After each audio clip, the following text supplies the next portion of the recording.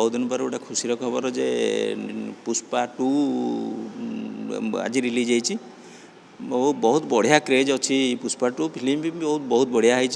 आज जो क्रेज है क्रेज अनुसार सका 7टार आमर गोटे शो था जोटा कि हाउसफुल थिला संपूर्ण हाउसफुल थिला एवं आगामी रविवार पर्यंत सबू हाउसफुल अच्छी।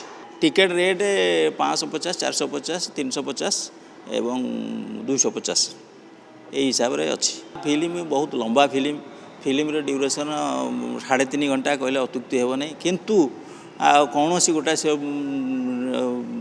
टाइम रे लोक बोर होना लोक तापचे कौन अनेक पूरा आग्रह ये रोच आमर 540 कैपेसिटी एवं 540 संपूर्ण फुल अच्छी। आम आशा करूँ तो 2 वीक एमती फुल रही देखा जाऊ कौन होपर भुवनेश्वर दिन को 100 शो चलुची तथापि जितेबाला सका 7टा बेले हाउसफुल होती आम रविवार पर्यंत हाउसफुल अच्छी तेणुक आशा करूँ 2 वीक फुल चलो।